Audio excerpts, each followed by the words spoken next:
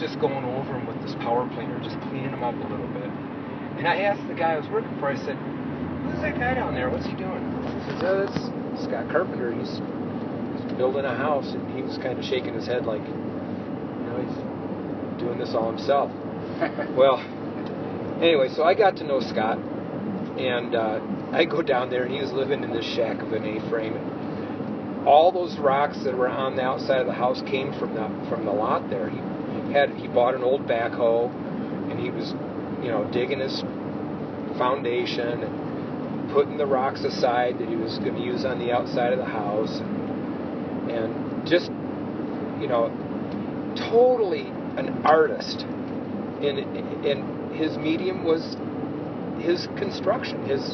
Everything he did had that flair that is a rare thing. No, I don't think anyone else could really produce what he did. Because he would go out and antique and find these artifacts, architectural antiques. He was so into every architectural antique.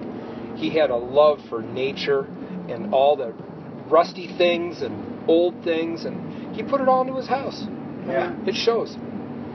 So, but these doors were totally his passion. I mean, he talked about doors every time we got together. He wasn't a computer guy. He didn't even have a cell phone for most of the time I knew him. But every time he'd come to my house, he'd go, "Oh, got to get on the computer.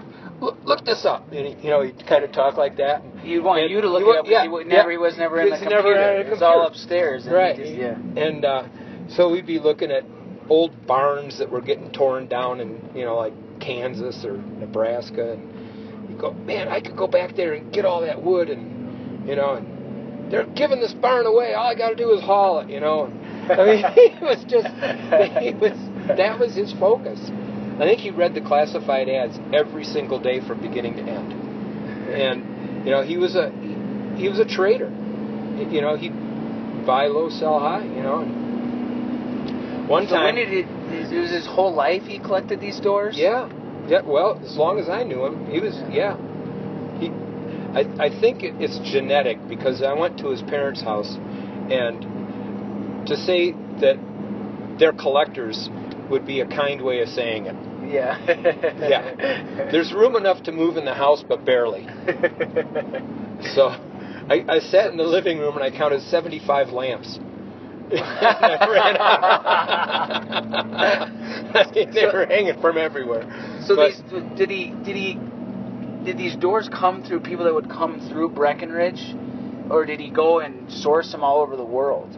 Like, where did they come from typically? A lot of them he picked up at auctions. I know that he bought some of them from like secondhand stores. I know he bought a bunch of doors out of Carbondale, out of some secondhand store out of Carbondale. The ones that were out of the monastery that you'll see soon here, they came out of Carbondale. He was so proud of them. He'd go, "Man, you got to come down and see what I got today."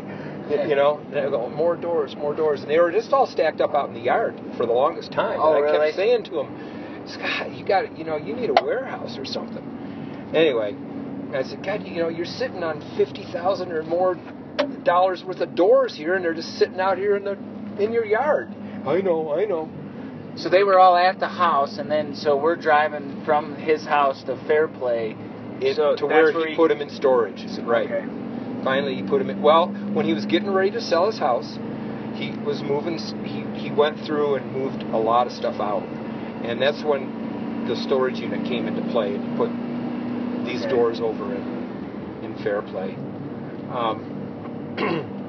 But he was just such an eccentric person. That's the word I was looking for.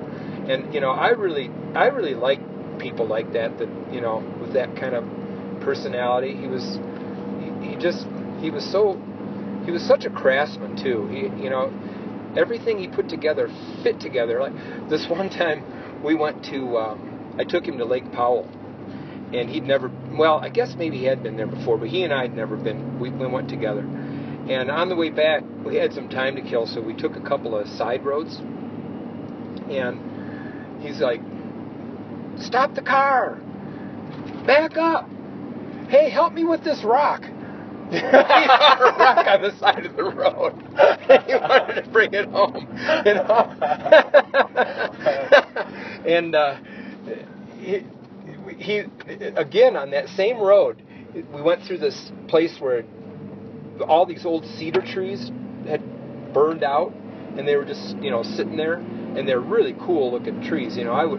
But he's like, stop the truck, you know, and he scrambles up this hill, and he comes back down with this big old cedar tree on his shoulder, and it's all gnarly and looks like something out of, you know, Harry Potter or something. And he that's all the pieces in his house as you walk through. He ends up sticking it outside by his front door with that rock, and I go, God, Scott, that is like the most artful thing I've ever seen. I mean, he had it in his head that, you know, he saw something and he knew right where it was going to fit. It just, you know. When he reminds me of like that Bishop's Castle. You've been down there? Yes. But I walked through his house, and it's so much more taste. The artist touch is so much more than just using every rock to build the castle. You know, it's the right stuff. Yeah. And there's it's something put to be together. said for that. It's put together. You know, it's just the way his mind worked. You know. And that's the thing about right now it's this big modern push, and as you know, Mountain View is talking about, do these doors make sense from a business level? And it's like I got thinking about it. Some of these doors are from the 1700s, and they're still around. It's like the moderns and the trends will go up and down, but the word eclectic, those type of people will always come and go, and these types of door systems for the right person are gold to them. Yeah, and they're not making any more of them. Yeah. Right? You don't go make a door from the 1700s, right? Right. So, but and the thing about it is, you can fit this stuff in with modern if you do it in the right way. And Scott had that talent.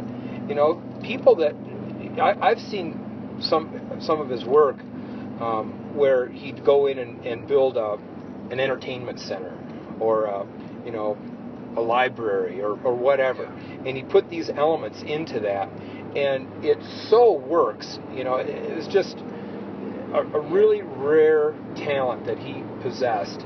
That's where I talk about people is think outside the box. You say this is the style of the house. It's like the project house we're going to put one of these doors in. The style is craftsman modern, and a purist would say, well, you can't mix those two together. And I say, no, that's not true, because this is going to be like in the master bedroom it's totally modern. It's like a spa feel in the master bath. But from the bedroom to the spa, you're going to walk through this true barn door hung, this eclectic, big, unique door panel that is really a piece of art that blends stuff together. Right. And doors are interesting in that you pass through a door and you're entering something new or you're leaving something behind. And I think that Scott had somewhere in his mind his love for these old antique doors. He was entering, when he could take something like that and build something totally spectacular out of it.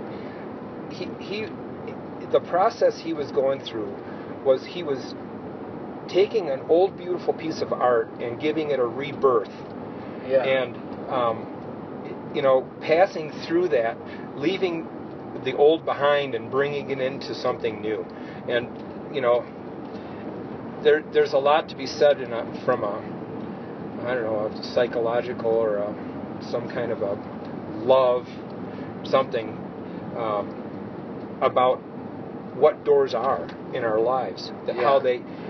When you pass through a door, you're entering into something, or you're leaving something behind. So, and I think that's kind of my calling to this. Is like I never met Scott Carpenter, but I kind of got called to say, he had the craftsman, and you have his house, and we have that to document.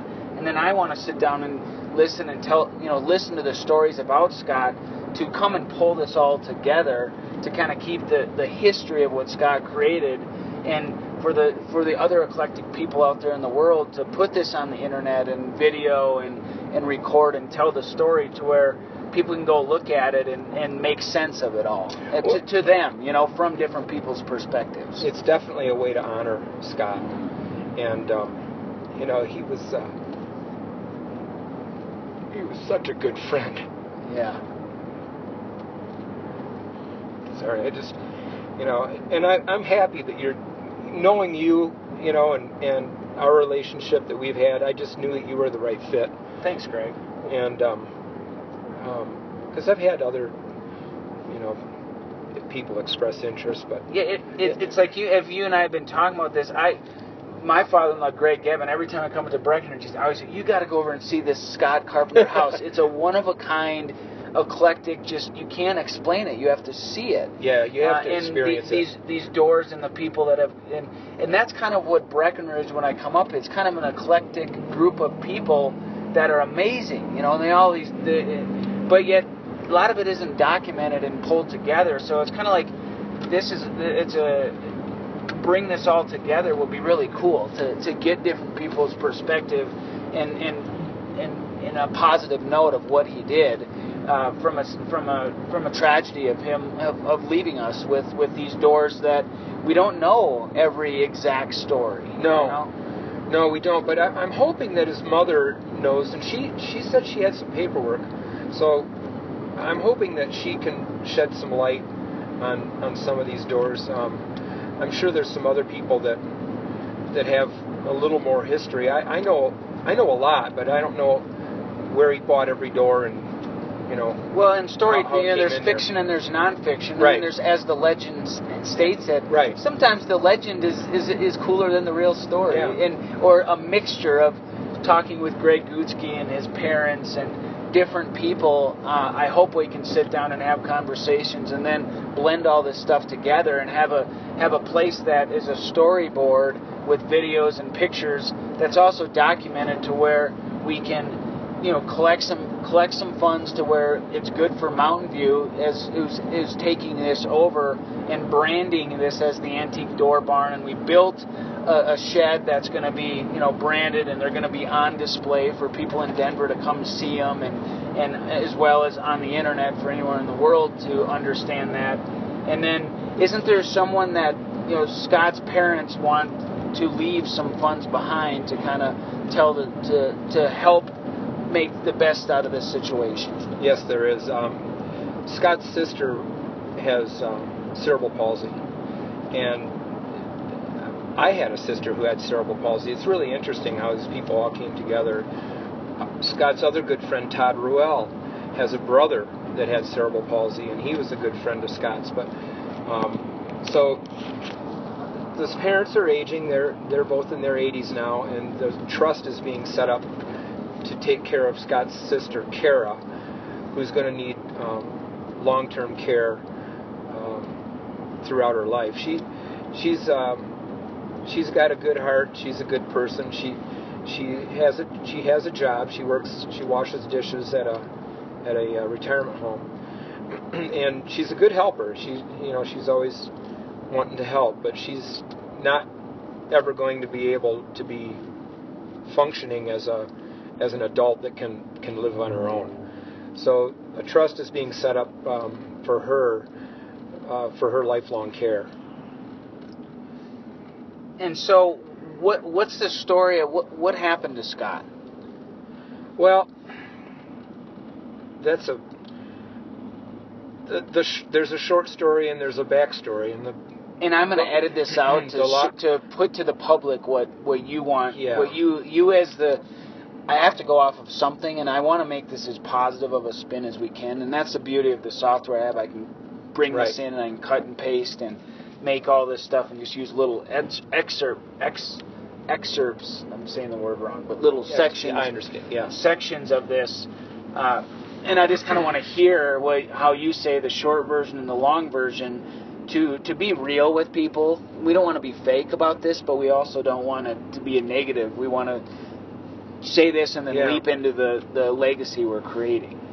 Well, Scott believed he was ill, and I think it was a demon in his brain that came from a concussion that he suffered, And even though the doctors couldn't find anything wrong with him, he couldn't shake the fact that he thought he was ill. And to that end, he made a decision to end his life. And he, even in his notes that he kind of left, he said, "This disease has tore me up." I remember that, reading that.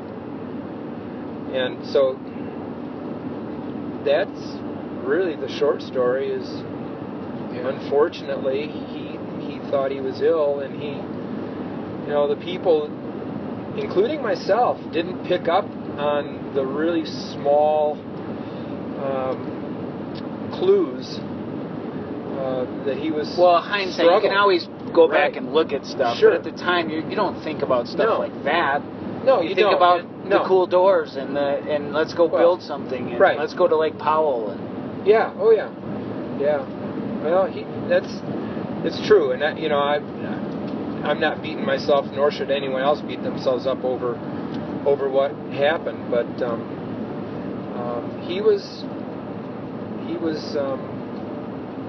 struggling with a demon in his brain that was telling him he was sick, and even though he went to doctors and they couldn't find anything wrong with him, he kept thinking that he had some form of cancer or something. Did he pass in his house? No, he actually didn't. He went to a family favorite picnic spot up on Boreas Pass, nearby a family favorite picnic spot, I guess. Boreas Pass is the right where near his house, though, right? Near his house, not probably maybe 7-8 miles from his house. And a lot of people hike up at Boreas Pass. Up at Boreas Pass. In fact, it was near a spot called Baker's Tank, which is where the old railroad used to go from Breckenridge to Como. Okay. Back in the old days when the train would come over, that was the railroad route. And they'd stop at Baker's Tank to refill the water in the steam engine. Okay. So that's where he decided he wanted to end his struggle. Gotcha. So then now, who's his parent? His parents are in charge of kind of the estate that they put you, Greg Gutzke, in charge of. His legacy is these doors, and you thought Mountain View is the right way to bring this out to the fold. Yeah. Scott's mom, Barbara Carpenter, asked me to take care of the doors, to handle the doors, try and sell them off or do something with them. And there's so many of them that it's just nice to keep the collection together, and that's where you fit in, is having the means to do this. And putting it together to tell the story of each door. So there's going to be what Mountain View's doing. So Greg and I are in his truck driving from his house in Breckenridge over to the storage unit in Fairplay, and Grant and Greg and I are going to be loading these all up, and we're going to take them all back to where we built the antique door barn an outbuilding from the main Mountain View Window and Door business. So we're going to be making photos of all these, the corners, the video of all these, and then creating an online store as well as a brand of the antique door barn, and kind of making it twofold, because doors have always been my passion as well. And my father-in-law, Greg Gevin, who we own a house in Breckenridge that Greg Gevin built in '84 that was next to Greg Gutzke's house. And they were both moved out to Colorado from Michigan, right? And became kind of instant friends. Yeah. And they're both into construction. And so Devin came into the family, and kind of to keep the story going, is that I came into the Gevin family, and Greg, the house needed rehabbed and the family had grown, so Devin kind of came at the perfect time, and I rehabbed that house there, and that's where I got to know Greg Gutzke, and he painted the house and was kind of one of my advisors. So Greg Gevin and Greg Gutzke have kind of been my advisors and teaching me a lot about how the the building industry works and in my passion of windows and doors. So now I can kind of give back by taking this unforeseen situation and making the best positive out of it, and really creating a whole new brand or a division or a sidearm of the Antique Door Barn, and start with the collection of Scott Carpenter and then keep that going. And telling the story and documenting it accurately is really where we're at today, and it's kind of the start of a new generation of door collectors here. Yeah, and this is going to be so nice to see Scott's legacy move forward, and people that really can appreciate these beautiful pieces of art, give them a new life. So we're pulling up to the storage shed. We're going to turn off the recorder, and we're going to we better eat. Hopefully we all ate our Wheaties this morning, because we got some big doors to move around. And they are heavy. Well, we have the passion. We may be cussing at Scott Carpenter a few times as we're loading these babies up, but we're going to figure it out one way or another. So there's Grant in the box truck. Scott's smiling. We're going to make this happen for you, Scott. Here we go.